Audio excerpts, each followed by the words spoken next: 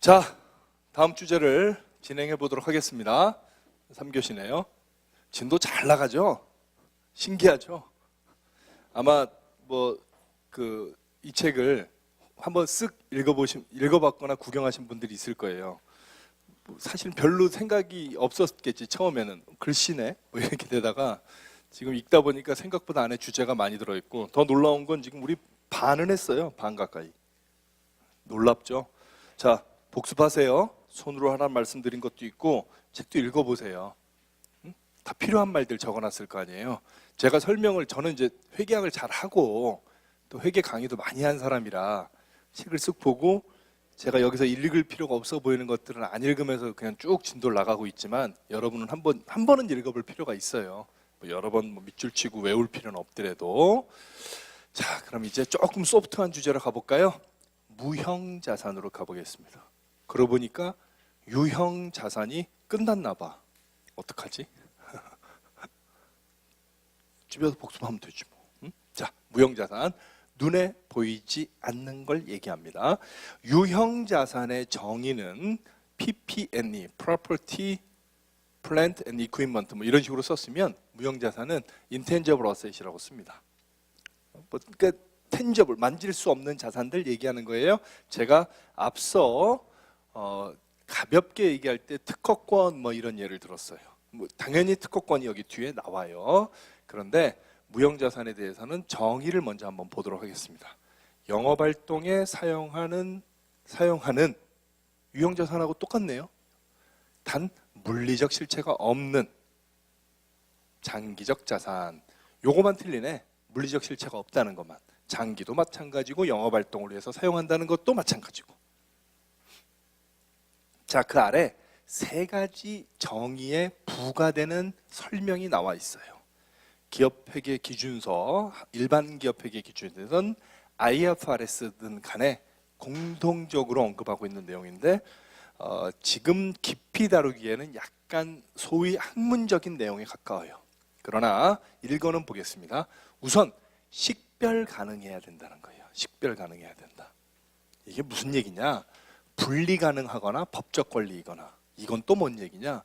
무형자산은 조금만 공부를 하다 보면 헷갈리는 경우가 뭐냐면, 유형자산은 쉬워요. 토지, 건물 이렇게 딱딱 떨어지잖아요. 그리고 물리적으로 구별되고 인식하기도 쉬운데, 무형자산은 대부분 그게 잘 안 된다는 거예요. 무슨 얘기냐면, 분리 가능하고 하거나 법적 권리가 있어야 돼요. 자, 그럼 이렇게 얘기해 보겠습니다. 네이버라는 회사가 지금 굉장히 좋은 회사죠. 굉장히 시가도 높고, 처음에는 그냥 어떤 벤처기업이었을 뿐이지만, 구글도 마찬가지고요. 그러면 네이버의 자산은 지금은 이제 사옥도 있으니까 건물도 있고 많을 거예요. 그런데 사실은 네이버의 밸류가 뭐냐라고 물어보면 네이버의 정신이겠죠. 제가 그 회사를 좋아서 하는 얘기거나 싫어서 하는 얘기가 아니라, 우수한 인력, 노하우, 깨어있는 정신, 이런 것들일 거 아니에요. 자, 이거 자산이에요. 얘기하죠. 자산이잖아요. 엄청난 자산인데 재무상태표의 자산으로 못 올려요. 자산이라면 무형자산이죠. 왜 못 올려요? 식별이 안 되기 때문에. 그럼 여러분 재무상태표 이게 이제 네이버에 혹은 구글의 BS라고 쳐요. 여기다가 뭐라고 쓸 거예요? 우수한 정신과 뛰어난 개혁을 통한 기업가 정신. 어떻게 적을 거에다가? 적어지질 않아요. 왜? 분리가 안 되거든. 그러면 네이버가 요번에 4억을 짓기 위해서 1,000억이 필요하니까 우리 요 많은 것 중에서 창의성만 팔자. 딴 건 우리가 가지고 있어. 창의성만. 어떻게 팔 거예요? 분리가 안 돼. 식별 가능하지가 않아요. 그래서 네이버 재무상태표 어디에도 그런 말들 안 써 있어요. 그러나 우리가 흔히 얘기하는, 네이버는 좋은 회사냐? 그 회사의 밸류가 뭐냐? 그럼 노하우, 고객 데이터베이스, 개혁 이런 걸 거 아니에요. 자산으로 못 적는다는 거예요. 분리가 가능하지 않기 때문에, 혹은 법적 권리가 없기 때문에. 직원들, 예를 들어서 이 친구가 되게 유능해. 얘가 딴 데 그만두려고 그러면 죽여? 얘가 적절치 않다. 못 가게 하는 방법이 없잖아요. 법적 권리가 있다면 적을 수 있어요. 대표적인 게 뭐예요? 특허권 같은 건 법적 권리가 있다는 거예요. 그러니까 예를 들어서 네이버가 검색 엔진을 뭐 검색하는 어떤 특별한 알고리즘을 특허를 냈다. 그건 여기다 자산으로 적을 수 있는 거지. 그죠? 뭐 비슷한 얘기지만 그 자산에 대한 통제를 할 수 있어야 돼요. 통제를 할 수 있다는 얘기는 식별 가능하기는 한데 내 맘대로 안 돼. 내 맘대로 안 된다. 그러면 그건 자산이 아니죠. 이건 이제 그냥 제가 막 만들어낸 예예요. 삼천리 자전거가 한때 주가가 엄청나게 올라간 적이 있어요. 왜 올라갔냐면 우리 이명박 대통령이 자전거 좋아하잖아요. 그래서 뭐 전국 자전거 도로를 다 실제로 많이 만들었죠. 그러면 삼천리 자전거의 그 당시의 밸류를 보면 꽤 중요한 그 회사의 밸류는 정부의 정책이에요. 그렇잖아요. 자전거를 활성화하고 전국에 자전거 도로를 놓으면 삼천리 자전거는 주가가 엄청나게 올라간다고. 재무상태표에다 적을 수 있냐? 없다. 왜? 통제가 불가능해. 어느 날 이명박이 차를 좋아하면 끝나는 거예요, 그냥. 아, 자전거 이제 안 타. 아, 미끄러. 그럼 끝이에요, 그냥. 이게 자산이 될 수 없는 거죠. 그죠? 실질적으로 대표적인 게 요즘 하도 신문에 많이 나니까 면세점 나오는 거 아니에요, 면세점. 면세점도 관세청에서 특허 개념으로 나눠주는 건데 정책이 바뀌니까 뺏겨버린 거잖아요. 그죠? 이제 다시 또 뭐 준다고 하고 이러는데 뭐 왜 그런지는 잘 모르겠어요. 아니 뭐 그 제가 뭐 그 안에서 이루어지는 정치적인 고민까지 제가 같이 할 필요는 없는데 회계적으로는 되게 재밌는 일들이 많이 있는 거예요. 응? 그리고 미래 경제 교육 이건 뭐 자산의 공통이죠. 자, 우리 회사에는 정말 뛰어난 조직 문화가 있는데 하등에 쓸모가 없어. 그럼 자산이 아닌 거죠. 그죠? 그렇게 되는 거예요. 사실은 그것도 생각해 볼 수 있어. 우리 회사가 특허를 냈어요. 무슨 특허냐면은 뭐 이렇게 공간을 인식하는 마우스 기술이 있어요. 상업성이 제로야. 자산이다 아니다. 아니다.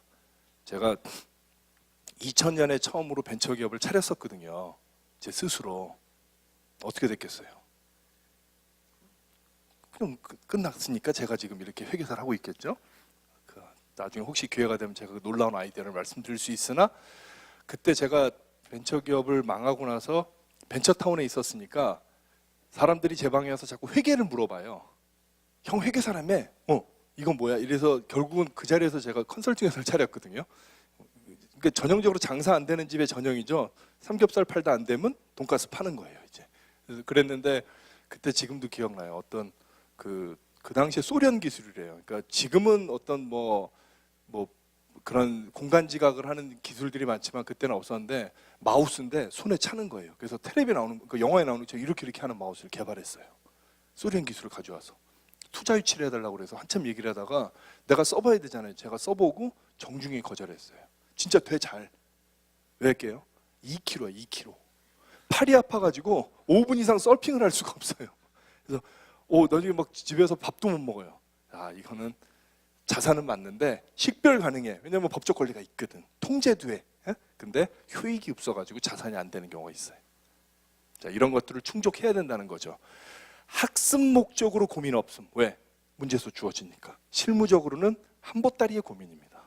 우리가 회계감사를 가면 기업들과 논쟁을 할 때 뭐 여러 분야에서 논쟁의 거리가 있지만 이 무형자산 가면 항상 논쟁이 많아요. 정답을 너도 모르고 나도 모르기 때문에. 자, 종류가 뭐가 있냐면 아까 예를 들었던 특허권이 여기 있어요. 근데 좀 여러 개 있으니까 하나씩 볼게요. 영어권. 이건 뒤에 가서 따로 공부를 해요. 영어로 굿윌이라고 하는데 굳이 여기다 메모를 해보고 싶다면 권리금 이렇게 적어놓으면 돼요. 여러분 권리금이 있는 거 알아요? 동네에 치킨집을 새로 생긴 거를 할 때는 임대보증금만 내고 들어가면 되는데 누군가 한 1년 장사하던 걸 내가 인수하면 임대보증금 내가 대신 내줘야 되고요. 기계값 내주고 엔드 한 몇천만 원 더 줘요. 왜냐하면 단골도 사는 거예요. 그게 기업 차원에서는 영어권, 개인 혹은 아주 작은 회사, 가게 차원에서는 권리금이에요. 하여튼 이런 거 자산이에요. 자, 봐요. 고객들이 그 집을 단골로 생각하고 맛있게 생각해. 앞으로 돈 돼야 안 돼요? 돈 돼. 돈 되죠. 또 올 거 아니야, 이유 없이. 근데 이게 눈에 보여 안 보여? 안 보여. 무형자산이에요. 자, 그 다음 특허권을 포함한 몇 가지를 산업재산권이라고 불리웁니다. 산업재산권. 이건 공식 명칭이에요. 특허권 말고 또 있나요? 지적재산권. 저게 뭐일까요? 지재권이라고 불리는데, 이 동영상을 누군가가 돈 내고 볼 거 아니에요, 나중에. 근데 그걸 누가 카피를 떠가지고 보면 불법인 이유가 지적재산권 위배예요. 지적재산권이 그런 거예요. 저작권 같은 게 여기 들어가요. 아, 저작권 따로 있네? 지적재산권이 그거라고 생각하지 마요. 그렇게 생각합시다. 나도 갑자기 헷갈리네. 지적재산권이 뭔지 나중에 알려드릴게요. 이해가 적절치 않아서. 자, 실용신앙권. 이거는 뭔지 어디서 들어본 것 같죠? 홈쇼핑 보면 실용신앙 몇 호 해가지고 특허까지는 아니지만 뭔가를 잘 쓸 수 있도록 등록된 거. 상표권은 아시죠? 전 세계 건전지의 시장의 대부분을 잡고 있는 데가 어디예요? 듀라셀하고 또 뭐 있지? 에너자이저. 걔네 두 개가 시장 점유율이 80%를 넘지 않는 나라는 전 세계 하나밖에 없어요. 대한민국. 왜? 우리에겐 로켓가 있거든. 실제로 그래요. 지금은 약간 어떻게 되는지 모르겠는데 한 1, 20년 전에는 그 에너자이저과 듀라셀이 로켓을 샀어요. 상표권만. 그러니까 한국에서는 안 팔리는 거예요, 자기께. 그래서 로켓 상표권만 샀어요. 그래서 로켓가 다른 이름으로 그 건전지를 만든 적이 있다고요. 이거 안 거야. 이제 에너자이저로는 한국에서는 에너자이 100만 하나, 100만 둘 이런 거 아무리 해봤자 아무도 안 사요. 로켓을 사야 되기 때문에. 40대 이상은 건전지는 로켓, 배는 봉고 그러던 시절이 있었죠. 자, 그게 상표권이에요. 라이선스와 프랜차이즈. 라이센스, 커피빈 같은 거 하면 아니면 뭐 무슨 치킨집들 이런 거 다 본사에다 뭐 주고 하잖아요. 그게 무형자산이라는 거예요. 내가 할 수 있는 권리. 자, 개발비 뒤에 가서 또 해요. 영어권처럼 개발비도 중요하니까. 이건 뭐냐면 내가 디벨로퍼한 거예요. 내가 개발한 거. 그러니까 손에 차는 마우스를 개발하기 위해서 내가 한 10억을 들였어요. 이거 앞으로 팔면 돈 돼. 자산이다 아니다. 돈 된다면 자산. 보인다 안 보인다. 안 보인다. 그게 개발비예요. 뒤에 해요. 저작권, 책, 소프트웨어, 마이크로소프트에서 뭐 이렇게 그런 거, 더존 이런 거. 임차 권리금. 이게 이제 말하자면 보증금이죠. 권리금, 보증금. 자, 그다음에 광업권. 뭐 강원도 어디에서 돌을 캘 수 있는 권리 국가로부터 받거나 지자체로부터 받아요. 그게 광업권. 어업권도 비슷한 개념이 있습니다. 이런 것들이 다 무형자산이에요. 다 무형자산. 되시겠죠? 우리의 공부는 제가 말씀드렸듯이 무형자산에 대한 공부는 학습 목적으로는 그렇게 난해하진 않아요. 왜냐하면 그 세세한 각각의 케이스를 다 다룰 수도 없을 뿐더러 그럴 가치가 있지는 않으니까. 그러나 실무적으로는 상당히 어려울 거예요. 그거는 이제 각각 실무에서 필요하실 때 다시 한번 연구를 하면 될 거고요. 우리는 무형자산 공부하고 있습니다. 무형자산.